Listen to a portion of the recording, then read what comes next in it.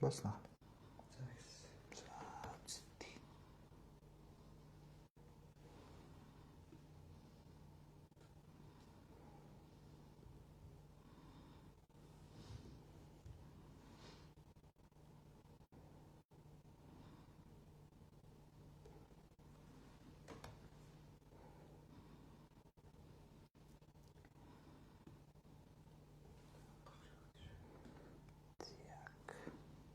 Тод мэдээ гэдэг пэйж байдаг юм.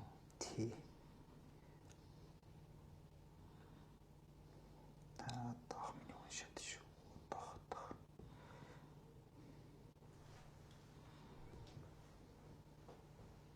Ороод ирсэн шүү дээ. Таарч ирж. Таах.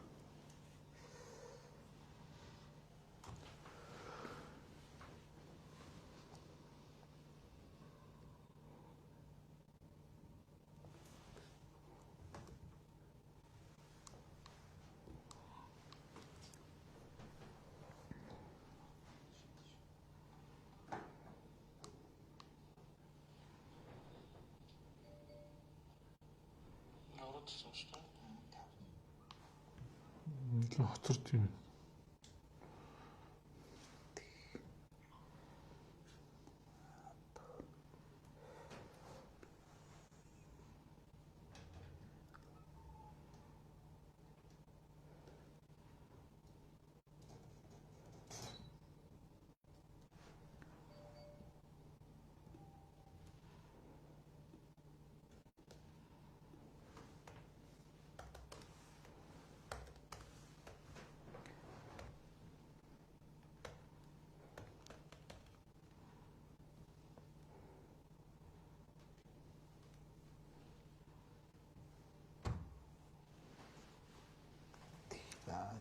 Чинь нэг юм хийчихдэг. Боох. Энд юм хийчихэд нэг мөр.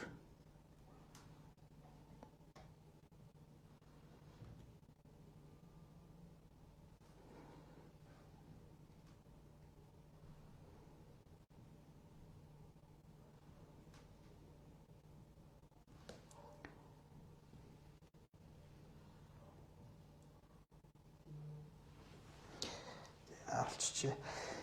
За сайн байцгаана уу хүндэт үзэгчтэй. Та бүхэнд ороо мэнд хүргэе. Тэгэхээр өнөөдөр бас нэг сонирхолтой очин дээр бид бүхэн хүрэлцэн ирсэн байна. За тэгэхээр Монгол хүний төлөө намын дарга, Монголын хүний төлөө намын дарга. За Батял гэдэг энэ хүн дээр одоо бид бүхэн хүрэлцэн ирсэн байна. Ингээд одоо манай тод мэдээний сайтын үндсэн пэйжээр болон хөгжүүлэгчтэй холбооны пэйжүүдээр бидний энэхүү шууд ярилцлага давхар цацагдах болно. За сайн байна уу та? Сайн байна. За сайхан үлдэж байна.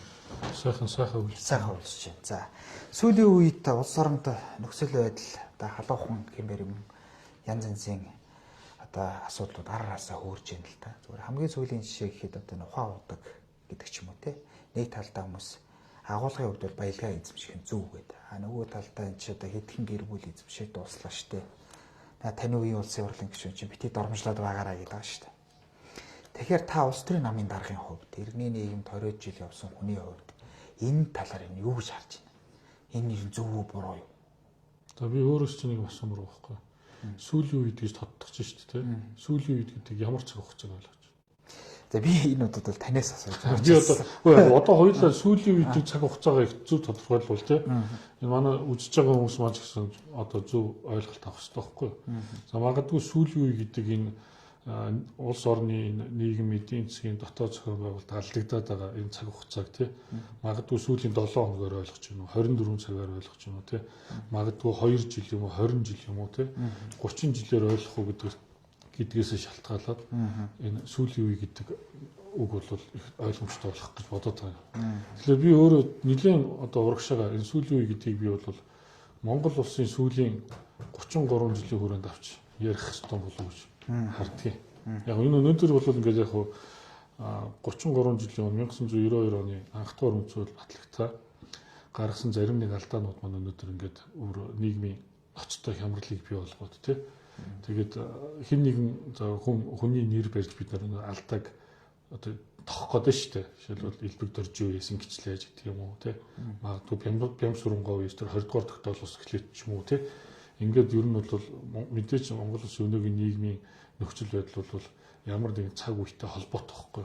Тэгэхээр би бол энэ илүү тийм 33 жилийн хугацаанд өргөн хараасаа л гэж би хүсдэг юм. Улс төрийн намын даргын хувьч төр манай намын зүгээс баримталж байгаа бодлогын хувьч төр энэ яагаад Монгол улс маань ийм одоо тэр Бацандангийн хэлээд байгаа шиг те нэг цөөхөн хэдэн хамаг баялагийг авах юм нөхцөл нь бүрдчихсэн. Яагаад авчихсан тэр хүмүүс те хин өгсөн одоо эн чинь одоо тэр өөрөө бол тэр ухаан удагтай холбоотой асуудал асуулаа шүү дээ тийм. Бацандан гэдэг хүн л одоо олж жаргалаа чамаас өөр хүн Монгол улсад байгаа шүү. Тэгэхээр би бол энэ дээр өөрөө хуульч хүний хувьд бид нар хуулиад хэдлэх ёстой. Шүүхээс гин буруутай нотлогт хүртэл хэнийг ч гин тэргүүлсэн гин буруу тооцохгүй гэсэн зарчимтай нэгдүгээр. Хоёрдугаарт нь за хин нэгэн хүн төрөөс ямар нэгэн зүйлийг авъя гэд авчдаг зүйл биш байхгүй юу? Төрийн эрх бүхий байгууллагууд шийдвэр гаргаад тэр хүмүүст очиж байгаа. Тэгэхээр од жаргал авсан юм уу? Од жаргалд төрийн одоо хин нэгэн хүн тухайн одоо лицензийг ч юм уу өгсөн юм уу гэдэг асуудлыг бид тодруулах хэрэгтэй байхгүй юу? Яг гоо зөвхөн популизм хийж зүгээр нийгэм хүмүүс таалагдахын тулд ингээд хин нэгэн одоо жишээлбэл байгалийн баялагтай газар орон нутгийг ингээд өөрийнхөө тэ одоо лиценз нэрээр өөрийнхөө мэдлэлд ингээд байлгаад байгаа хүмүүсийг бид нар үзэн ядаад байгаа байхгүй юу? Гэтэл тэрний цаана ч нь тэр газар нутгийг тийм ээ одоо хэнд эзэмшүүлэх, өмчлүүлэх үү гэдгийг шийдэж байгаа Монгол улсын төр байх шүү дээ. Тэгэхээр энэ төр өнөөдөр төрийн бүрийн эрх төлөөлөгчд одоо энэ Бацандан бол бүрийн эрх төлөөлөгч гэж томилогдоод тэгэл маш их олон өвчтөй мэдгдлийг хийлээ л дээ одоо. Тэгэхээр энэ бол өөрөө төрийг төлөөлж байгаа хүн өөрсдийнхөө тухай ярихгүйгээр өөрөө өмнө нь ингээд өөрийнх нь одоо ямар нэг эрх бүхий итгэхэд өгсөн асуудлыг чи яагаад авчих вэ гэдэг ингээд нэхэд байгаа чинь Монгол улсын төр өөрөө болохоо эзнийг л илэрхийлээд байгаа байхгүй юу? Энийг л бид нар бас ойлгох хэрэгтэй. Тэгээд ер нь аливаа асуудал байгаа бол заавал шүүхээр шийдэх ёстой. Хэрвээ од жаргал гэдэг хүн тухайн үеийн төр засгийн одоо эрх барьжсэн нөхдүүдээс авилга хэл авах өгөөч ч юм уу те ингээд байгалийн маш их баялагтай зүйлийг зүгээр л авцсан бол тэгвэл өгцөн хүмүүс нь хариуцлага төлөх ёстой байхгүй юу? Тэ? Тэгээд тэр өгсөн бол тэр одоо өгч авахтаар Монгол улсын хуулийг зөрчсөн гэж үзэх юм бол хин нэг ерөнхий хариуцлага хүлээн тэ. Тэгээд Монгол улсын төр одоо Монголын ард түмэн 34 авах 34% авах гэх биш бүр зүгээр тэр баялаг авах ёстой шүү дээ. Үнэхээр тэр хүнд ингээд баялагаа өгчөд буруу алдаатай гэрээ хийсэн байна тий. Тантай байгуулсан гэрээг одоо өөрчлөх ёстой боллоо. Одоо шинээр хөрөнгө оруулалтын хууль батлагдлаа. 34% одоо ямар нэгэн байдлаар ард түмэн Монголын ард түмэн хувь одоо эзэмших ёстой ч гэдэг юм. Ийм шинэ хууль эрх зүйн нөхцөл байдал үүсэж байгаа бол тэр хүмүүстэй одоо соёлтойгоор хилцэл хийх ёстой байхгүй. Түүнээс биш өмч хөрөнгөний чухраа шүүч гэдэг юм уу те.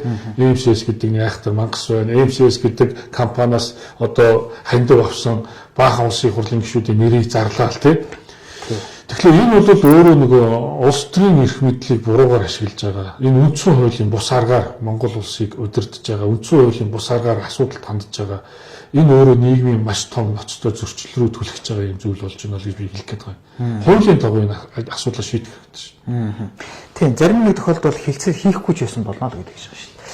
За ойлголоо. За ингээд ямар хоёр бол хилцэл хийхгүй байж болох вэ гэж наад. Хэрвээ хилцэл хийхгүй бол тэр хуулийн дээр л байх хэрэгтэй шүү. Түүнээс биш хин нэгэн улс төрч хин нэгэн эрх мэдэлт нь те өөрийнхөө үзмжээр хуулийг тайлбарладаг хэрэгэлдэг гэж болохгүй байхгүй. За окей. За тэгэхээр хоёулаа ингээд энэ нэвтрүүлгийн цаг хязгаарт очиж та бас айл болохоор товчхон хариулаад өгөрэй гэж би бас танаас хүсье. Тэгээд яг дараагийн асуулт бол хүмүүс ингэж ярьж байна. Энэ бүлэглэл гэж байна тийм үү? Одоо ардчилсан наамд бол элбэгдэрч нарын Жинко нарын за сүүл нэмэгдсэн Луугаан Тумбар нарын бүлэглэлч гэдэг юм. За ардын намд нэг байдаг л хот мот энэ төрийг л явна шүү дээ. Тэгэхээр эдгэр чин өөрөө бүлэглэлийн эрх мэдэл хэрэгжээд ер нь тэгээд энэ намууд чинь нам байх юм болцсон шүү дээ. Энэ улсын хурлын гишүүд чи улсын хурлын гишүүн байх юм болцсон шүү дээ. Засгийн газрын гишүүд чинь засгийн газрын гишүүн байх юм болцсон шүү дээ. Одоо айл нэг энэ төр гэрийг тааварч гэдэг юм уу те Шингэрэлаач гэдэг юм уу те. Тэндээс ер нь заавар маавар гэдэг ингэ ярьж шүү дээ. Энтэй санал нийлэх. Тэгэл одоо чийч мэдчихин бич мэдчихин. Тэгээд бид бүгдээрээ л мэдчихэж штэ. Одоо ямар сандаа бүр ерөнхий сайд маань 2 удаа чагсаал хийсэн гэдэг байна штэ. Манам дэглэмийн эсрэг чагсаалыг зохион байгуулсан гэж яриад байгаа ш.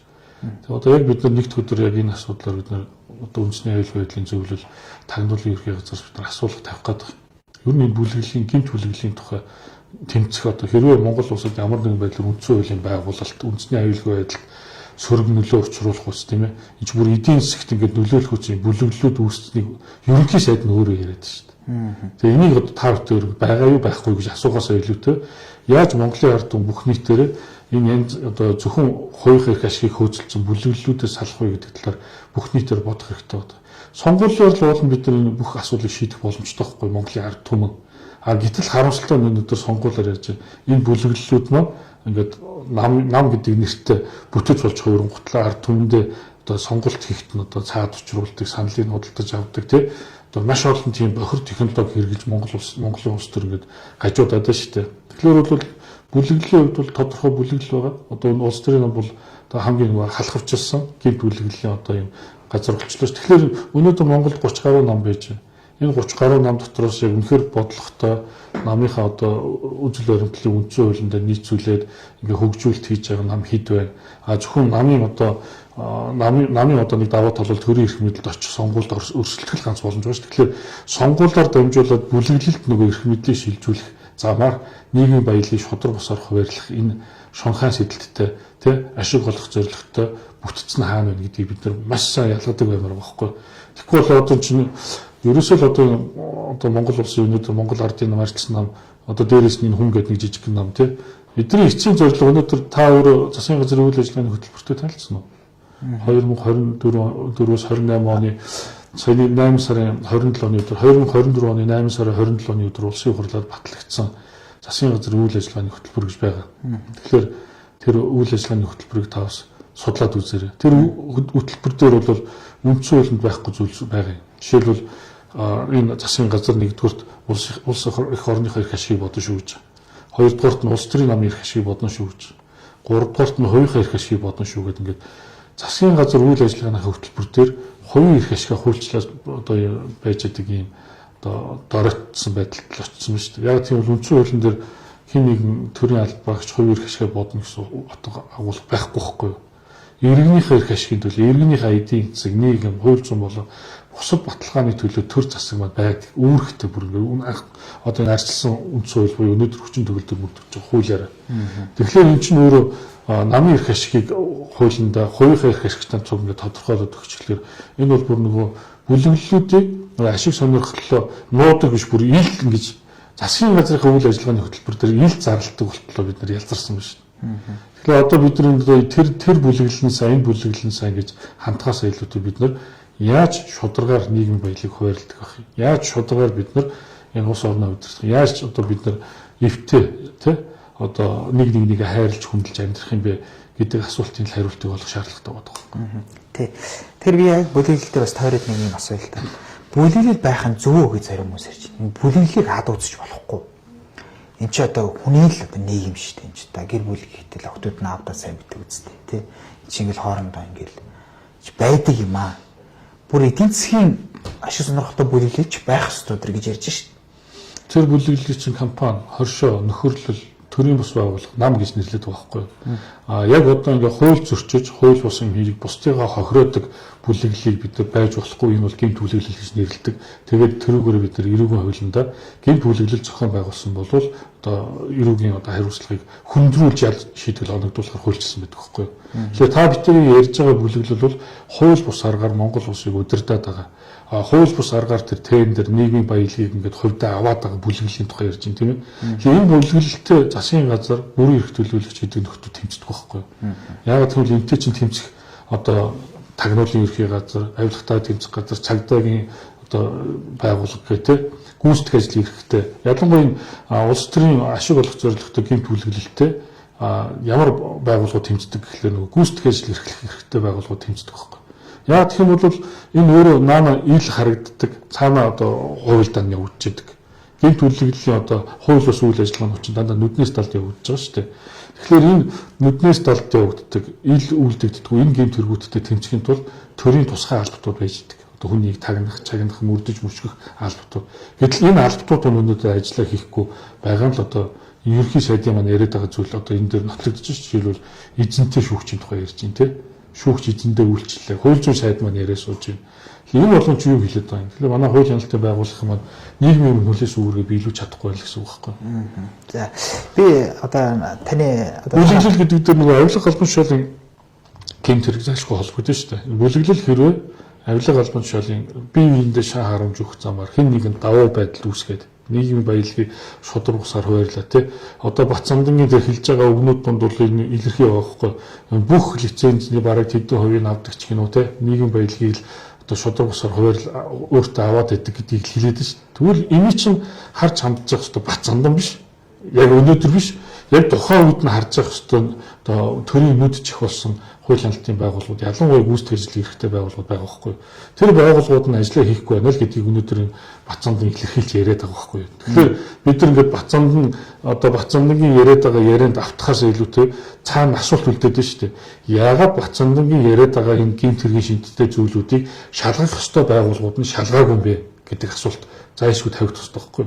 Тэгэхээр бид нар ерөнхийдөө нийтдээ ингээд энэ бизнес эрхэлж байгаа хүмүүсээ шүүх хэргийн буруутаа нотлогдоод байхад нэг гэмт хэрэг үлдсэн юм шиг муу хэлхээч байлгүй те. Эцсийн шүүхийн шийдвэрээ хармаар байна. Нэгдүгээр, хоёрдугаарт нь хууль хяналтын байгууллагуудыг ажиллаа хийхийг шаардмаар байгаа байхгүй. Ажиллаа хийж чадахгүй бол энэ Монголын шүүх, прокурор, цагдаа бүрэн бүрэлдэхүүнээр нөөцлөхгүй бол энэ өнөөдөр Монгол улсуудын шудраг ус гэдэг юм одоо оршихч боломжгүй юм нөхцөл байдал үүсэж байна л гэдгийг бид бол байнга хэлж байгаа шүү дээ. Бид нар одоо сонгуулийн оронд бид нар шүүхийг шинжилнэ, шудраг усыг тогтоон, тий хууль хяналтын байгууллагуудын системийг эрүүлжүүлнэ гэсэн мөрийн хөтөлбөрийг бид нар удаадараа тавиад байгаа байхгүй юу ер нь бол. За яг би одоо энэ нэг асуулт асуучаад одоо тэгээд танаа намын үйл ажиллагааны талаас нь хэдийн асууя. Одоо бол хууль зүйн сайд алтан гэрэл үнэлтгүйгээр хөрөнгөцөд тийм хууль оруулж ирээд байна шүү дээ. Одоо ер нь хөрөнгөний хураанаа нийт ялгын тушаалт үнэлтгүй хөрөнгөцөл хөрөнгөний хураанаа гэдэг. За энэ дээр та ямар барь суурьтай байна? Ер нь зөв тэр хуулийн үзэл санаа гэж нэг юм байгаа шүү дээ. Тэрийг ер нь дэмжиж байна. Зөв буруу гэхээс илүү одоо жишээл гэмт хэргийн зараар олж авсан эд зүйлийг хураагаад авчдаг. Зүгээр нэг хүн дээрэмтсэн гэх юм бол гэмт хэрэгтэнтэй ахын ой модонд очиод ингээд зөвшөөрлөхгүй ан хийцэн ч юм уу мод огтлцсон бол машин хураагаад авчдаг байхгүй юу. Энэ чинь гэмт хэрэг үйлцсэн хүнд хүлээлгэх хариуцлагын тухай ярьж байгаа асуудал энэ бол зөв буруугийн тухай биш. Угаасаа бид нар нийгмийг хүний өмчийг хураах тухай ойлголт биш. Ирээдүйд нийгмийг хамгаалах тухай ойлголт яригдж байгаа. Тэгэхээр бол энэ ял шийтгэлийн тухай асуудал энэ хөрөнгө хураах чинь бол одоо дагалдах ял гэж явна тийм үү? Эрүүгийн хуульд байгаа гэж байгаа. Тийм байгаа. Тэгэхээр энийг бид нар яг зүгээр яг үнэхээр буруутаа нотлогдсон хүмүүст бол тэгж хөрөнгө хариуцлага хүлээлгэх ёстой шүү дээ. Тэгээд тэр чинь нийгэмд учруулсан хохирол шууд болон шууд бус хохирлыг тогтоогоо тэр хохирлыг арилгахын тулд тэр одоо өмч хөрөнгийг одоо хууль бус оруулж авсан хөрөнгийг нь зарж борлуулад ч юм уу те хохирогчдод хохирлыг барагдуулах гэдэг асуудал яригдах нь бол зөв байхгүй юу. Гэхдээ алтан гэрэл сайд яг энэ ярьж байгаа цаг мөчид би зүгээр нэг зүйлээр шүүмжлэлт хандаж байгаа. Энэ эдийн засгийн хил тод байдлын тухай хуулийн 6 дугаар зүйл гэдгийг хүчингүй болгоогүй цагт энэ хууль хийж хэрэгжихгүй л байхгүй юу. Яг тийм бол эдийн засгийн хил тод байдлын тухай хууль гэдэг 2015 онд батлагдсан хууль байгаа. 16 онд нэг удаагийн үйлчлэлтэй хэрэгжсэн хууль байхгүй юу. Тэр хуулийн 6 дугаар зүйлээр юу гэж заасан байдгийг гэхээр энэ хуулийн дагуу одоо өршөөгдөхөөр тийм ээ заагдсан одоо эдийн засгийн тод байдлын хуулиар мэдүүлсэн ямар нэгэн хөрөнгөтэй холбоотой эрүүгийн хэрэг үүсгэж болохгүй, захиргааны хэрэг үүсгэж болохгүй, гүйцэтгэх ажил явуулж болохгүй гэсэн юм хууль. Нийгэм шүүмжлэж байгаа нөгөө сайхан бэлэг баяр цогт нарын хийсэн ажил гэдэг үү? Тэр чинь алтан хувийн Тэмүүжин нарын хийсэн ажил байхгүй юу? Тэмүүжин сайд 2015 он гэхэлэр Тэмүүжин сайд бас алтан хувийн ерөнхий сайд байсан шүү дээ. Тэгэхээр тэр үед ийм эдийн засгийн тод байдлын гэдэг нэртэй их гоё хууль мөртлөө 34 их 80 төгрөгийн нуугдмал өмч хөрөнгийг ил болгож бүртгэсэн гэж яриад байгаа шүү дээ. Гэхдээ одоо өнөөдөр ямар асуудал үүсэж байгаа гэхээр авилга албан тушаалын гэмт хэрэгтэн өнөөдөр бид нар шалгалаа гэж бодоход хэрвээ одоо жишээл таны би авилгатай тэмцэх газрын байцаагч байлаа тий. Тэгээд үнэлэхгүйгээр хөрөнгөцсөн байна. Таны энэ хөрөнгийг чинь шалгана гэхээр та надад эдийн засгийн тод байдлын хуулийн дагуу мэдүүлсэн хөрөнгөө гэх юм бол би яах вэ? Танаас дараагийн асуултыг асуух хэрэггүй. Шалгалт хийх хэрэггүй байхгүй юу? Тэгэхээр ийм хуулиа өчнөгөө болгоогүй цагт бид нар үнэлэхгүй хөрөнгөцсөн хүний тухай асуудлыг хөндөх ямар ч боломжгүй бол. Тийм. За та намын дарахгүй. Танаа нам ер нь ямар үзэлтэй юм бэ? Одоо ингэж штэ энэ ардын намч үзлэг болсон юм. Арилсан намч үзлэг болсон. Арилсан нам жоон баруун байх хэвээр тий. Ардын нам зүүн байх хэвээр тий. Энэ минрөөс байхгүй болсон юм. Одоо яг хамт одоо нэг хүн жилд ороод хамтарсан засгийн газар байгуулаад тий. Залуучууд нэг албан тушаалын төлөө яваал ямар ч утга санаа үзлэг үү гэдэг. Танаа нам ер нь ямар үзэлтэй юм? Эндээс ондоо ялгархуул хүн төвд үзэлтэй. Үүний одоо Монгол улсад бол монгол хүн хамгийн үнцэнтэй байх хэрэгтэй. Хүнийг үнэт зүйлээ шууд үнэт зүйлээ болгож тодорхойлсон юм байхгүй. Баруун зүүнний үзэлгээл яриад байдаг тийм ээ. Барууны үзэл гэдэг бол ойлгомжтой шүү дээ. Уламжлал те одоо тэр өөрсдөө тэр төрхөөс хүн ялгаатай төрдөг гэдэг байдлаар.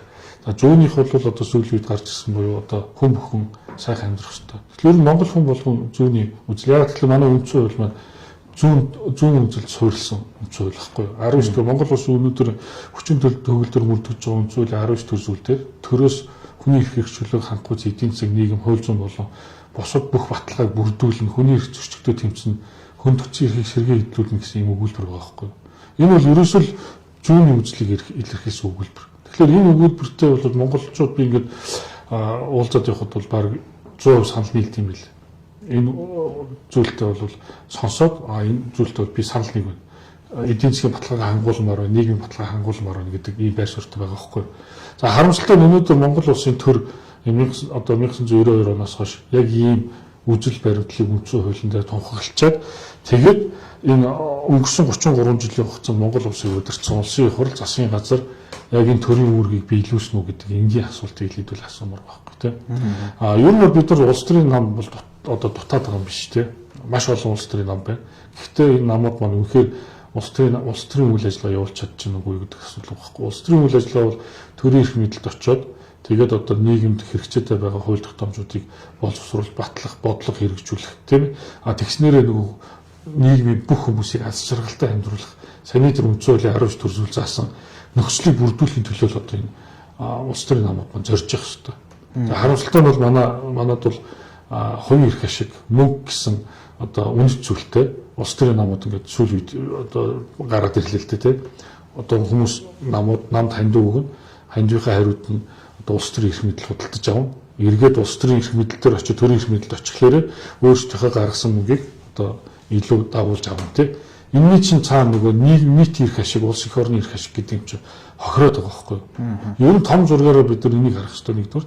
Хоёрдугаарт нь улс төрийн намын гол үндсэн үүрэг бол нийгмийг соён гээгэрүүлэх үүрэг байна. Хоёрдугаарт нь Монгол улсын төрийг удирдах, шатны төрийг удирдах хүмүүсийг бид нар бэлтгэж тэр одоо шудраг төрийн албаа гэж бид нар бэлтжих хэрэгтэй байхгүй юу? Яг тийм улс төрийн намын хамгийн чухал асуудал бол хүний нөөцийн асуудал.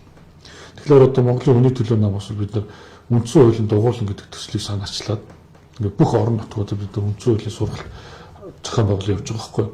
Ер нь Монгол улсын үндсэн хууль гэдэг ганцхан чухал бичиг баримт байгаа юм. Ардын намын үндсэн хууль, арчилсан намын үндсэн хууль, Монголын хүний төлөө намын хууль үндсэн хууль гэж байхгүй байхгүй юу? Монгол улсын үндсэн хууль гэж байна. Бүх намууд Монгол улсын үндсэн хуулийн заасан тэр төрийн үүргийг биелүүлэхийн төлөө тэр Монгол улсын үндсэн хуулийн заасан эрхэм зорилгын дагуу улс орноо удирдахын төлөө үйл ажиллагаагаа одоо хөгжүүлж явах хэрэгтэй. Харамсалтай нь манайд бол яг үндсэн хуулийн дагуу улс орноо удирдъя гэсэн тийм сонирхолтой улс төрийн хүч манайхаас алга байна. Үндсэн хуулийг одоо бүх нийтийн одоо үйл хэрэгтэй одоо ингээд удирдлага болгож байгаа тийм төрийн байгууллага бол улс төрийн байгууллага үнэхээр алга байна шүү дээ. Тэгэхээр би зүгээр эцэстэн юм хэлэх гэдэг нь бид нар эрх зүйт нийгэмд амьдарч байгаа хүмүүс. Эрх зүйн соёлтой. Тэгээд тэр одоо хуулийн дагуу хоорондоо харилцдаг тийм энэ соёлыг бид нар бий болгомоор байна. Тэр үндсэн хуулийн 17 дугаар зүйлдээ Монгол улсын иргэн үндсэн хууль, бусад хуулийг дээдлийн хүндэтгэж сахин биелүүлэх үүрэгтэй гэж заасан. Бусдын нэр төр алдар хүндийг дээдлэх ёстой гэж заасан. Их орноо хамгаалдаг байх ёстой гэж заасан. Тэгэхээр ч яг энэ үндсэн хуулиар хүлээсэн үүргээ биелүүлээд одоо Монголын ард түмэн бие биенийг хайрлаад тий үнэхээр одоо нэгнийхээ ардуур ямар нэгэн муу муухай зүйл хийхгүйгээр ингээд амьдрах юм бол бидэрт бол хангалттай тийм одоо эд баялаг нь байна, газар нутг нь байна, зөвөх түүх нь байна. Ер нь бидэрт юу дутагдсан гэж бид нар өнөөдөр ингээд одоо ийм их бухимдал, стресстэй тий бие биенийг ингээд хараад зүгсэн байдлаар амьдраад байгаа юм тий. Тэгэхээр одоо бол жоохон бид нар арай өөрөөр одоо нэг хүндэлж хайрлах тухай, нэгнийхээ тухай одоо ярихдаа дандаа гэрэлтэй гэгээтэй талаас нь ярмаар шүү. Бид нар ер нь олон удаа судалгаанууд хийж үтсэн. Жишээлбэл улсын хурлд нэр дэвшиж болохгүй хүнийг нэрлэнэ үү гэд хүмүүс ирэлж байгаа. Тэр ч болохгүй, энэ ч болохгүй, энэ ч болохгүй. Яагаад тэгэхээр тэр чулгаач гэсэн, энэ чулгаач гэсэн, тэр ч тийм гэсэн ингээд болохгүй хүмүүсийг бол ингээд баг ингээд дуусахгүй ингээд нэрлээд байгаа байхгүй юу? За та тэгвэл яг өөрийгөө төлөөлөгч болоод ингээд төрд үнчээр ингээд зүтгэгч нь гэж бодож байгаа хүнийг нэрлэж эхлэхээр баг нэрлэх хүн байхгүй байхгүй. Тэгэхээр бид нар энэ байдал маань юу вэ гэхээр бид нар нийтээр энэ гэрэл хийгээтэй зүйл харахаа болчихсон. ерөөсөө бүх юмыг шүүмжил, бүх юмыг одоо харааж зүхэж те ийм их стресстэй одоо магадгүй сошиал хэрэглэж гэсэн тийм болчиход байна шүү дээ. Нэг сөрөг комент бичлэг нь их байгаа болохоос биш яг нэг хүний зөв талаас нь эерэг комент бичнэ гэдэг нь бол баг тэр хүнд байж боломгүй зүйл шиг иймэрхүү байдал бол бид нар харагдаад байна. За окей. Ойлголоо. За энэ бас намын тухайн хоёр хаа асуулт дээр энийг та нэг товчхон хариулаад. Энэ улс төрийн намын тухай хуулийн шинжилсэн хариулга гэдэг байгаа шүү дээ. Тэ сая одоо ерөнхийдөө санаачилсан тий. Тэгэд энэ 2028 оны сонгуул одоо ингээд ийг та бүхэн юу гэж харж байна? За үндсэн хуулийн нэг юм дээр чинь нийт сонгогчтой 1% билүү тий. Нөгөө намуудын хэвч гишүүнчлэл үү? Тэг гишүүнчлэл. Тэгээ дээрээс нь нөгөө нэг 20,000-ын босгод авах маах гэдэг олон асуудал байгаа шүү дээ. Тэгэхээр танаа нам ер нь давж чадах уу? Танаа ер нь нөгөө татам буугдах намуудын юунд орох уу? Энэ жижиг намуудыг ер нь байхгүй болгоё гэсэн бодлого байгаа юм байл нь шүү дээ тий. Энэ дээр та бүхэн ер нь ямар үзэг харж байна? Тэр нь битээ санаа зов тий. Байвал тэрэлээс байхгүй бол тэрэлээс тий.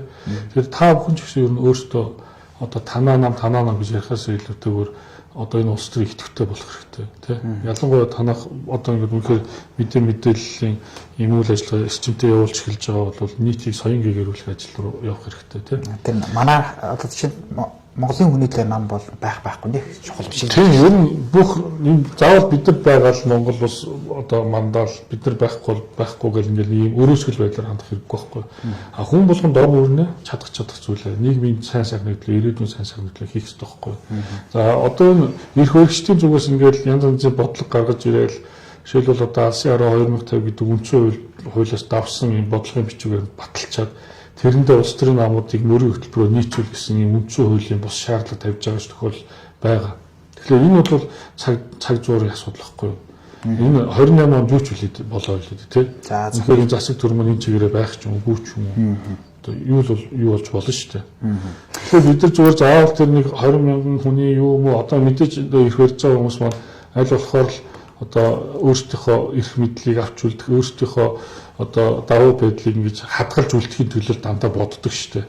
Тэгэхээр мэдээж яг өөрсдийнхөө хүснээр одоо байна гэж одоо мэдээж бид нар хэмжээг өргөх хаан цэцгэлтэй нийгэмд амьдарч байгаа биш. Одоо Монголын ард түмэн ингээд ухаарад нэгдээд тэгээд нэг зохион байгуулалтанд ороод зөв ажиллах юм бол ялангуяа төрийн үйл ажиллагаанд хяналт тавьдаг болох юм бол ямар ч хулгайч одоо төрийн эрх мэдэлд очиод хулгай их боломжгүй тэр хяналтын системийг л хийх нь эцсийц бидний зорилго байгаа байхгүй юу.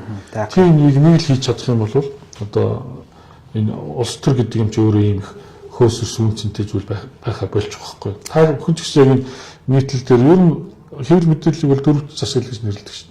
За та бүхэн маань бас одоо яг шударгууны талд зогсохыг би хүсмээр байна тий. Тэгээд дөрвөлт засаглал гэсэн одоо агуулгын хүрээнд одоо магадгүй энийг болохгүй бүтэхгүй байгаа зүйлийг гаргаж ирдэг. Гэхдээ эргээд яг юу болсон бэ гэдэг мэддэхгүй алга болчихж байгаа тохиол байгаа шүү дээ.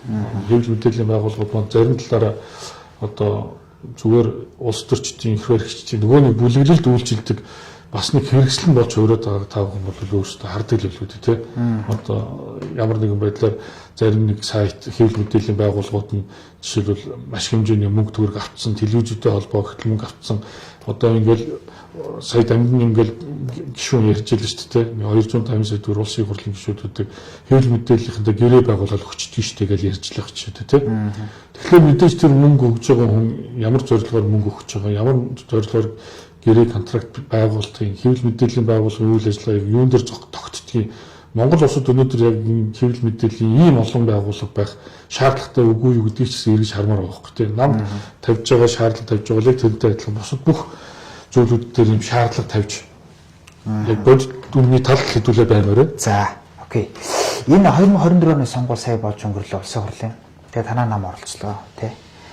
Та бүхэн өөрснийх ер нь ямар оролцсон гэж бодож байна? Эндээс ер нь ямар сургамжтай үлдв дараа нь? Маш сайн л оролцсон. Ер нь оролцсны гэдэг нь өөр амжилт байхгүй юу? Ер нь тэр одоо ингээд та нар харалтаа ингээд нэг гишүүний хувьд аваад үзэхэд л одоо хамаарал бүхий компаниудаас 300 400 сая төгрөгийн одоо ханд авцсан тий. Манай намын нийтдээ сонгуул зарцуулсан 10 сая төгрөг багтаж байгаа байхгүй юу? Тэгэхээр ийм хэмжээний мөнгөөр одоо тэгээд улс орон дээр ингээд хүмүүст бодлого мөрийн хөтөлбөрөөр танилцуулаад ажил нийтүүлэх том амжилт. Гэхдээ бид нар би өдрөө хэлсэн. Бид нар бодит эрх мэдэлд очих гээд зүтгээд хэмнэн зорилго мөн. Гэхдээ туйлын зорилго бид нар эрх мэдэлтнүүдийг хяндаг ард түмний хяналтын байгууллага байгуулах бидний эцсийн зорилго байхгүй. Энэ хяналтыг л сайн тавьчих юм бол энэ улс төрийн эрх мэдэл гэдэг юм чинь ямар ч үн цэнэгүй зүйл болчихно. Өнөөдөр тэр 5-10 тэрбум маран зарцуулаад төрийн эрх мэдэлд очих гээд хүмүүс зүхтаад алга болох байхгүй юу? Хэрвээ хяналттай болчих юм бол тийм учраас бид нар бол энэ сонгуульд оролцоод байгаагаа за одоо тэгээд энэ улс төрийн нам байгууллагад байгааг бол тийм үр дүнгийн одоо хэр зэрэг олон хүн бид нар үзэл санаагаа түгээсэн бэ, хэр зэрэг олон хүмүүнээр дэмжлэг авч юм бэ тий гэдгээр нь бид нар дүгнэх болохоос биш зүгээр хідэн гишүүн гаргасан бэ тий хідэн төгрөг зарцуулсан бэ гэдгээр нь жагсаах нь бол маш учир дутагдaltaй гэж бодож байна. Бидний хувьд бол өнгөрсөн сонгуулиудад бол ухуулагч нартай нэг ч дүүргөө. Ягаад гэвэл ухуулагч нар маань сэтгэл зүрхнээсээ тийм ээ 14 хоног би Монголын хүний төлөө намын төлөө би зүтгэн эргээд 4 жилийн турш маш сайхан бодлогыг улсын хурлаасаа засгийн газараасаа тийм ээ бидний бодлогын одоо бодлогоор дэмжигдэж сайхан амьдрна гэдэг итгэл үнэмшилтэй сонгогчтой болмоор байхгүй. Түүнээс өнөөдөр манад яаж юм гэхэлэр хэн ч ялгаа байхгүй сонгуулийн нэг сурчлагын 15-6 хоногийн хугацаанд 500 сая төгрөг аваад тэгээ хин нэгэн хулгайчлал өөрчний төлөө явж байгаа. Тэгээд 4 жил харааж огцруулъя гэж амьдэрдэг байх юм уу? Энэ сонголтыг л бид нар сонгогчдод бид нар тайлбарлаад яваад байгаа юм. Ер нь бол заавал. За ингээ хоёулаа нэг ярилцлагын сонирхолтой байх үүднээс нэг хуу хүн залрууг хандсан нэг хэдэм асууж. Энэ Женко одоо улсын хурл Ганбаатарыг 2027 оны улсын хурлын биш ерөнхийлөгчөөс сонгоод бэлдээд байгаа юм шиг харагдаж байна л да. Ингээл хүүхд дуугаа амируулал яваад байна. Хэрвээ Ганбаатар үнэхээр арилсан намаас нэр дэвшүүл хоёулын төв баахан үзэл ярьлаа шүү дээ.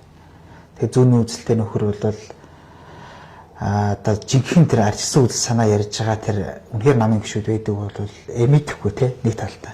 Тэгэхээр та ер нь энийг юу гэж харж байна? Хэрвээ та арчсан намын гişүүн байсан бол дэмжих үү? дэмжихгүй шүү дээ. Дэмжихгүй. Тэ Ганбаатар маань бол зөв худалч юм шүү дээ. Зөв иргэний нийгмийг барайл энэ тэнд төсчээл яваад байгаа. Тэ яг одоо нэг сонгогчд маань боловсрол дутуу нэгэн учраас нийгэм гарч иж үг хэлээд байгаа хүн болгоныг л бид нар мундаг сүрхий гэж хараад байна шүү дээ. Нэг юм хэлбэр төрс агуулга. Тэгэхээр бол яг зүгээр мэдээж санаа байгаа л билгүй. Тэгээд ер нь бол энэ хөх Монгол хөх туг гэдэг аян ч гэсэн үндсэн хуулийнхаа эсрэг энэ улсын хурлын гишүүн байж ингээд улс орноо дандаа хуваасан талцуулсан зүйл хийгээд байгаа.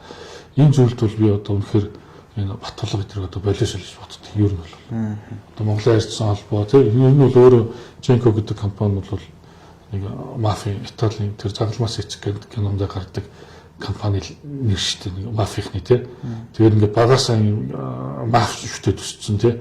Одоо ингээд Монголд өөрийгөө маф болчлоо гэж ингээд бодоод л яваад байгаа юм шиг юм. Тэгээ одоо ингээд болохгүй бүтэхгүй юм нэр холбогдоод явж идэг. Тэгэхээр ийм одоо хүмүүсийг бид нар ялгаж салгадаг болосоо л гэж хүсэж байгаа. Түүнээс биш одоо Ганбаатар гэдэг хүний хувьд бол Монгол улсын удирдах чадвар байхгүй. Яг их гоё худлаа ярьж чаддаг юм шүү дээ. За окей. Тэгэд энэ өнөөдөр өчигдөр ингээ хэвлэлийн баг хурлаж байгаа Батсандан гишүүнтэй бол та нэг гэсэн ингээд бас нэгэн үе иргэний нийгмийн байгууллагад би явж ирсэн гэж ойлгож байгаа тий. Миний санаж байгаагаар бол та хэд ч бас хамтарч юм хийж ирсэн. Гэхдээ ер нь ингэж ярьдаг штеп. Хүний ямрын тэр үйлдэл нь харуулдаг гэх тий. Тэр өнгөрсөн үйлдэл нь харуулдаг. Тэд их поп гар одоо ерөөсөө наач худлаа ярьсаар ирсэн гэд тэгээд нь штеп. Тэгээд одоо энэ үгнээс итгэхгүй ингээд байгаад байна тий. Тэгэхээр та ер нь энэ Батсандан гэдэг хүнийг үнэхээр их оронч хүн гэж боддог. Их оронч хүмүүс бол өнөөдөр ингэж явахгүй хаа гэж би бодож байна. Яг эрүүл нийгмийн иргэний хөдөлгөөн гэдэгт бид нар хамт байсан. Тий хамт байсан. Таныг бол бүгд төгнөөс 2004-5 оны үед ингэж эрүүл нийгмийн нийгмийг эрүүлжүүлэх гэж байгаа залуучууд ингэж бид нар чинь нэгдэл Сүхбаатарын талбараар арга хэмжээгээр хийж ялгаа шүү дээ. Тэгэхээр яг манай өнөө үндсэн мэргэжил бол чагсаал цуглааны чөлөөний доктор хамгаалсан ийм залуу байхгүй. Гэхдээ Батсандан Нагнаа Уянга гэдэг ч юм уу Ичин Оровч гэдэг юм ингээд иргэний нийгмийн байгууллагын дуу хоолой гаргаж гисэн хүмүүсийн бид нар нийгэмд иргэд дуу хоолой хүргэдэг байх ёстой гэдэг одоо тэр замыг нээж өгсөн гэдгийг нь бол бид нар одоо ойлгох хэрэгтэй тийм мэдээж тэр хүн чинь сайн хийсэн байгаа муу хийсэн байгаа. Сөрөг тал нь бол одоо дараагийн ингээд ард түмэн нэгдээд тэмцэхэд маш их саад болж байгаа байхгүй нөгөө Батсандан шиг нөгөө магнаш худлаа яриад алга болчих юм уу тийм. Дээрээс нь хүн чанаргүй байдалд би одоо гомддог ч юм уу нэг жоохон дург хүрдэг байхгүй юу? Батнангийн нь. Тийм. Ер нь одоо ингээд эн чинь 7 сарын 1 2008 оны 7 сарын 1 ингээл маш олон хүн нас урлаа тий. Иргэдч нас урсан, цагдаагийн албаагч нас урсан, 300 гаруй хүн шоронд хоригдсон.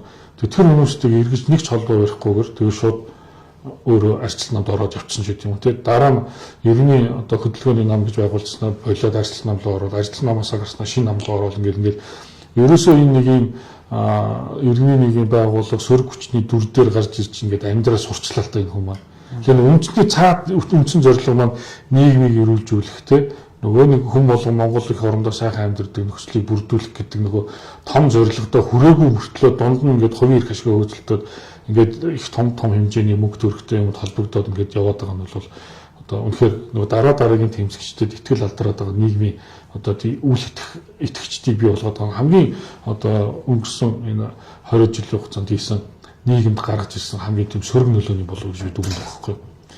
Уул нь тэр үед ингээд зорилгоо бид нийгмийг эрүүлжүүлнэ, эрүүл нийгэм, иргэний хөдөлгөөн гэдэг. Нэр нь гоё яваад тээ. Тэгээ эрүүл нийгмийг эрүүлжүүлэх гэж явах хэрэгтэй шүү дээ. Энэ шүүх цагдаа болохгүй тэрийг эрүүлжүүлэх хэрэгтэй. Бид нар ямар өөрсдөө шүүхч болоод алхах зохихгүйгээс болж бид тэр шүүх эрх мэдлийн байгууллагуудыг бид нар яг олон улсын стандарт нийцсэн одоо шудраг шүүхийг байгуулах боломжтой шүү. Гэтэл өнөөдөр Монгол улсад яадаг гэхэлэр дэлхийд байхгүй хамгийн шившигтэй шүүх байгуулсан байгаа байхгүй юу? Ер нь дэлхийд дээр их газрын англиас өгсөн гэдэг хоёр бүлгийн шүүх байдаг. Нэг нь хоёулаа ард түмэн төр хоёр ингэж хамтар шийдвэр гаргадаг шүүх байдаг байхгүй юу? Монгол улс тий Орон Герман их газрын ингээд англиас гэтэл Монгол улс ч өнөөдөр зөвхөн төрн дангаараа шийдвэр гаргадаг шүүх байгуулснаас болоод тэгээд нөгөө төр маань өөрөө улс төрчдөөс хамааралтай байгаа учраас улс төрчдийн даалгаврыг биелүүлдэг тийм шүүх болцсон гэдэг нь бол одоо би одоо 20 жил шудраг шүүх гэж ярьлаа шүү дээ. Иргэдийн шудраг шүүх гэх төрөмс байгууллагыг байгуулад. Тэгэхдээ өнөөдөр ерөнхий сайд маань эзэнтэй шүүгчийн тухай хууль зүйн сайд маань шүүгч одоо хэн нэг хүнд үйлчлээд байгаа тухай яриад одоо бол ярьж ийн гэдэг нь жоо хориотсон л байгаа байхгүй тийм ээ. Тэгэхээр энэ бол одоо бид нар өнөөдөр Монгол улсад шудраг шиг тогтоол гэж байгаа бол тэр нам харгалзахгүй бүгдээрээ нийлээд энэ шүүхээр шудраг болгоод тэр бүгдээрээ шүүхээр шудраг шүүхээр ормоор байгаа байхгүй тийм үстэй. Шудраг шүүхээр шүүлэх Монгол улсын иргэний эрх үндсэн хуулийн дээр байгаа шүү. Гэтэл харамсалтай нь өнөөдөр шүүхэн шудраг биш болцсон, ялж авшуулдаг болцсон, тий хэн нэг хүн давуу байдал олгодог болцсон, шүүгч нэг нь нийлж байгаад одоо бүлэглэлд үйлчилдэг болсон тухай одоо ингээд яригдчихэж шүү. Тэгэхээр энэ бол үнэхээр харамсалтай. Тэгээ энийг одоо маш богино хугацаанд ингээд Монголын ард түмэн олонхоор ойлгож нэгдэж даван туулахгүй бол бидний бол одоо тэр 2008 оны 7 сарын 1-ээс илүү тийм хэцүү одоо зөрчил хүлээж авахыг би үүсэхгүй л гэж би хэлэх гээд байгаа. Тий. За бас л нэг юм үнэн боо зөвөр нам гэ тий би бас нөгөө Батанбаатартай дээр бол ерөнхийдөө яг шантажаар амьдэрдэг жижиг намууд чинь энэ Батяалч шалгаагүй шантажаар амьдэрдэг. Энэ хүмүүс чи ер нь тэгээд эрхэлсэн бизнес байхгүй. Зүгээр л одоо ингэж амьдэрдэг. Тэгэхээр танд нэр бизнес байхгүй юу? Би өнгөл хийж байгаа шүү дээ. Хууль зүйн тусалцаа үзүүлж шүү. Тийм, тэрүүгээр амжуулж байгаа. Тийм.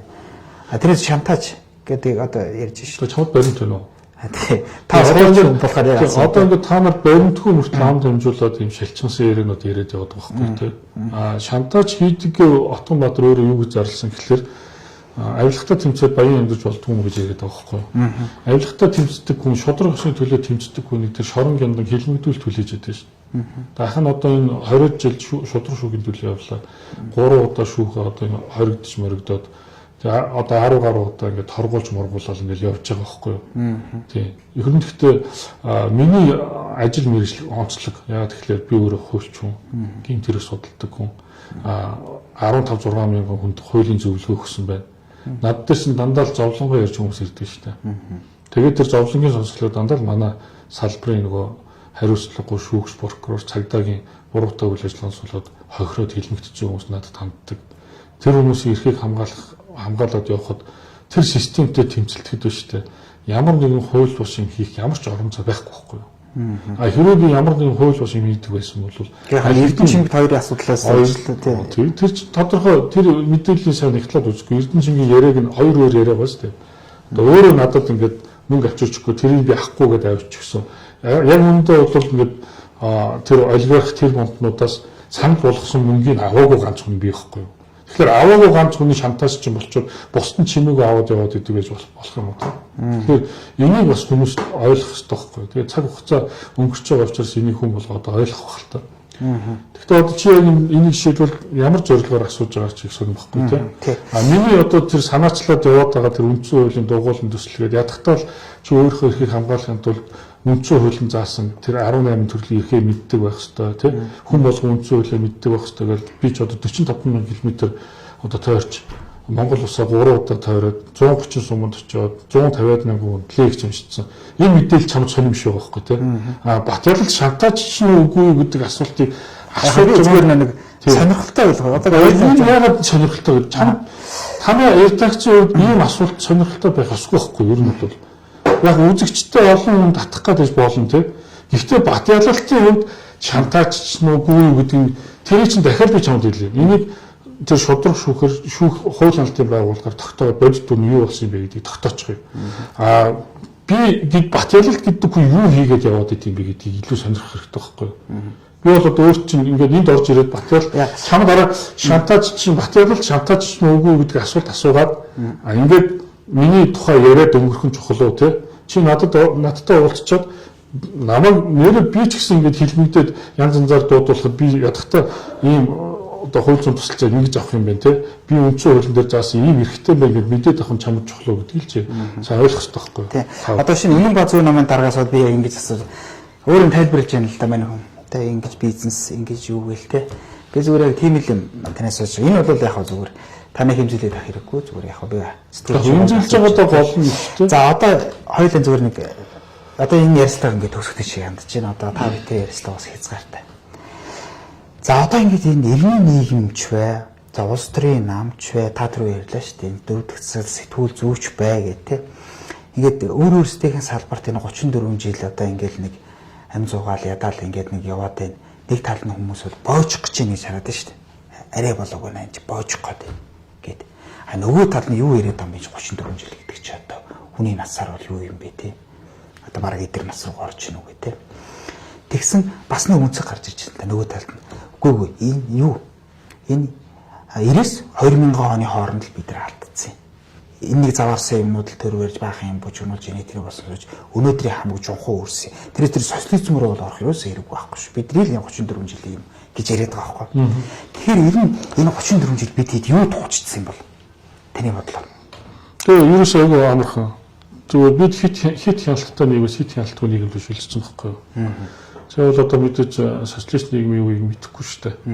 Тэр 3 төгрөг дутаасан санхүүгийн ажилтны эрүүгийн ял авдаг нийгмээс бид 3 их найт төгрөгийн асуудалд холбогдсон дарга хийгээд худлаа яриа сууж идэг нийгмийг л байгуулсан байхгүй юу? Хит хяналттай нийгмээс. Тэгэхээр энэ нөгөө нийгэм хяналт гэдэг юм чинь нөгөө тэнцвэр хамгаалдаг хатгалж идэг бүтэж байгаа. Одоо та бүхэн бид бүгд ч гэсэн цаг хугацааны хохирогчнор байхгүй юу? Одоо өнгөрсөн 9 удаагийн сонгуульд 9 том гэмт хэрэгэл үлдгэсэн. Тэгээ ойлгочих заяа. Одоо 9 удаа их хурал байгуулагдсан. 9 удаа их хурал байгуулагдтаа дандаа хувьдаа ашиг олох ийм ажлууд хийсэн. Хамгийн эхлээд Монгол улсын байгаа зүйлүүдийг хувааж авсан. Нөгөө социалист одоо материалыг бааз гэдэг тийм. Тэгээд дараа нь банкнуудаа хувааж авсан. Нөгөө дансандаа байгаа мөнгө төгрөгнүүдээ хувааж авсан тийм. Тэгээд дараа нь нөгөө байгаа юмнуудад барьцаалж одоо бонд гэдэг юм нэртэй юм үүсгээд дараа нь консенсус гэдэг нэртэй одоо иргэдүүд бол хорлогоо барьцаалж бүр сүүлд нь одоо мега төсөл гэдэг нэрийн дор газар нутгийг зарах дээрээ тулж штэ. Тэгэхээр бид нар бүгдээрээ цаг хугацааны хохирч гэдгийг ойлгох хэрэгтэй. Энэ гэмт хэрэгүүд яагаад үлдэгдээд байгаа гэхээр нөгөө хяналтын системийг 90 онд татан болгосон. Ардын хин шалгуураа гэдэг байгууллагыг татан болгосон. Дээрээс нь 1992 оны үндсэн хуулийн дээр шүүх бүрэлдэхүүндээ одоо хөндлөнгийн оролцдог байсныг боловлцсон. Прокурорын хяналт гэдэг ингээд энэ нийгмийн одоо 34 жилийн энэ одоо бид юу туулчих вэ гэдэг энэ одоо асуултанд хариулах ерөөсөө хэдгээл нөхцөл байна. Тэгэхээр энэ дээр нэг бид нэг гайхаад байгаа юм алга шүү. Өнөөдөр хүмүүс одоо жишээлбэл та нар судлаа үед үзэлтэй одоо төрийн албаны зөвлөлдөр хамгийн хэрэгэлттэй мэргэжил ямар мэргэжил вэ? Авилга гэдэг мэргэжил баг шүү. Тэ чи өөрөө экологч мэргэжилтэд дээрээс нь сэтгүүлчээр магистр хамс гэсэн шүү, тэ. Гэтэл чи экологч хийхээс илүү сэтгүүлч хийхийг илүү үзэж шүү. Яагаад сэтгүүлч хийхийг илүү үзсэн гэдэг чинь бас яг л сонирхолтой. Өөрөөс чинь би бас дараад гэж хаад асууя гэж бодож байна. Ер нь бол бид нар бүгдээрээ сэтгэхүүдээ ингээд мөнгө гэдэг үнэт зүйлс болцсон байгаа байхгүй юу? Ялангуяа мөнгөтэй бол одоо бусад юу ч хамаагүй. Нэг өсөндөө ингээд 34 жилийн өмнөх хүмүүсийн ухамсар тий та нар тэр соёлын бүтээлүүдээр нь харалта тий. Би чамд хайртай кинонд дэрч ямар кинонд дэрл ингээд бууц хийчихэл хөршүүдтэй өгөөл тий. Нэг хонь гаргачаал хөршүүдтэй шүл уулгадаг. Одоо бид нар хөршүүдэж танихаа болцсон тий. Эрэгтэй хүн байх юм бол охиноосоо хол зогс гэж шаарддаг болсон ийм нийгэмд бид нар амьдарч шүү дээ. Тэгэхээр хууль чуны үед энэ өөрөө нөгөө нийгмийн ийм хүн чанар, хүндээ хандж байгаа хандлага хууль чуны нүдэн дээр маш их хил байдаг байхгүй юу? Сэтгүүлч та бүхний нүдэнд жил байгаа бох тий. Ээж охин хоёр байраа булаацалтаа шүүхтэд явж идэг. Найзууд өмч өрөнгөө булаацалтаа шүүхтэд явж идэг тий. Ерөөсө Монголын ард түмэн бид нар өнгөрсөн 34 жилийн хугацаанд өөрөөсөө өөр бусдыг мөн өөрөөсөө бусдыг дээдлэхэ болцсон биз дээ. Тэ? Аав ээжигээ дээдлэхэ болцсон байна. Одоо хүүхд түүхээ дээдлэхэ болцсон байна. Төрөө дээдлэхэ болцсон байна. Хуулиа дээдлэхэ болцсон байна. Найз нөхдөд дээдлэхэ болцсон байна. Тэгэхээр энэ болгоно бидний хамгийн том одоо соёлын хажууд хамгийн том одоо тийм бидний ингээд балдуураа ингээд шаналгаад байгаа зүйл нь тэр л байгаа байхгүй. Тэгээ юм бол яг гэхдээ би бол энэ төр зүрийн явдал гэж ойлгож байгаа. Хүн болгон мэдээж сайн сайхныг хүсэж байгаа. Сайн сайхан одоо тэр одоо ингээ хүүхэд одоо байшин дээрээс одоо гал гарч байгаа айлаас нэг хүн хатаа орон залуучууд очиод ингээл тосоод авч байгаа хүн болгоо айгуу гоё эерэг мэдээ болгож хүлээж авдаг. Тэгээ уул нь бол хүнлэг нийгэмд бол тэр гайхаад ах зүйл биш. Нэг нэгэндээ тусалсныг сонсоод бид нар гайхаад ах зүйл биш үстэй тий. Тэгтэл одоо бид нар нэг нэгэндээ тусалсныг сонсоод баг пөөх гэл гайхдаг тий. А нэг нэгнийхээ мууг үтсэн янз янзын пост оруулахад зүгээр нэг муу мэдээг бид нар тасцсан биш. Тэр тэдэн дөрний авилгал авч яагүй ямар муухай юм бэ? Тийм хүний цогц долтлог ямар муухай байлаар юм бэ гэл ингээд ерөөсөө бид ингээ муу муухай болгонд ингээ дасан зөгцөөд сайн сайхан болгоныг ингээ баг мартах дээрээ тулцсан. Ийм л байдалтай байгааг дийл би бүхэн ойлгох хэрэгтэй. За ингээ та бүхэн хэлсэн цаг ингээ дууссан. Гэтэ би танаас хамгийн сүүлээс та нэг хоёр үгээр хариултад өгч болох болоо. Бас та хуульч хүн учраас бас энэ дээр ямар гаргалгаа тавьд юм бол. Та ер нь баялаг ашиглахыг зөв гэж боддог нэ буруу гэж боддог. Хамгийн сүүлийн нэг ганц үгээр хариулж болох. Баялаг ашиглахад буруу юу? Баялаг ашиглах нь зөв. Одоо зарим хүмүүс баялагийг бол одоо бид нар арай л юу яах бид нар нийлдэг гэсэн боожоог байна. Нөгөө тэгэл одоо хоёр үгээр хариулж болохгүй л асуулт байна шүү дээ. Одоо баялагийг зөв л ашиглах хэрэгтэй шүү дээ. Ашиглах нөөцөө тоолох зөв ашиглах хэрэгтэй. Хүртээмжтэй байх хэрэгтэй тий. Одоо бид нар нэг саянд хүрэлттэй тий. Одоо 3.5 сая хүн чи зүгээр нэг тоол хэлээ заяа. Одоо Катар гэдэг улс байна. 11,000 км квадрат буюу одоо хаашаа нэг 160-80 км юм 160 км хүртэл 80 км өргөндөж юм газар байна. Гэтэл Катар гэдэг бүхэл бүтэн 3,700,000 хүн амьдардаг газар нутгаас манай 330 сумын 10 сум том газар нутагтай байгаа байхгүй. Тэгээ тийм газар нутаг жижигхэн газар нутагтай 3,700,000 хүн амьдрал дээрээс нь байгалийн баялагаас хувь хүртээд ингээд амьдарч байхад бид нар өнөөдөр ингээд бүхэл бүтэн тийм 3,700,000 хүнийг баян чинэлийг амьдруулж байгаа улсаас тэг даруй магадгүй 300 дахин том газар нутагтай мөртлөө өнөөдөр бид газар байхгүй тэг мөнгө байхгүй гэх ингээд байхгүй гэдэг нэг муу үгээр өөрсдийгөө ингээд таглалчаад тэгээд ингээд ядуурл мадуурлын тухай яриа сууж шүү дээ тэг. Энэ ерөөсөө засаглалын том алдаа байдаг шүү дээ. Тэгэхээр одоо энэ чинь ингээд урд өмнө байгаагүйрээ үүсээ задлаад урд өмнө байгаагүйрээ олон одоо баялагийнхаа одоо баялгаа бид нар ингээд ашиглаад байгаа мөртлөө цөөхөн үдэн одоо ингээд дэлхийд тоологдохоор баяжуулалтаа болчихсон тийм. Энэ чинь өөрөө юу илэрхийлээд байна гэхээр нөгөө нэг нийгмийн баялагын шударгаар хуваарлах, нөгөө шудраг усны зарчим, нөгөө нэг ард түмний эдийн засгийн баталгаатай амьдруулах одоо төрийн үүрэг биелэгдэг үг л харуулдаг байгаа байхгүй. Тэгэхээр баялагыг ашиглах хэрэгтэй. Ашиглахдаа үр өгөөчтэй зөв ашиглах хэрэгтэй. Тэгэхээр бид нар бас ирээдүйд өөр хүүхдүүдтэй одоо энэ баялагаас үлдээмээр байна шүү дээ. Тэгэхээр одоо баг их ярих юм бол цаашдаа Монгол улс оршихгүй гэдэг асуулт яригдах дээр тулчаад байна шүү дээ. Тэ. За баярлалаа. За ингээд таны ажил ажиллагаанд хүсье. Намын чинь ажилдаа амжилт хүсье. Шудрах шүүх төрийн бас байгууллагын ажилдаа амжилт. Намын чинь ажилд хүсье гэснээс би зөв энэ дээр л юм хэлээ.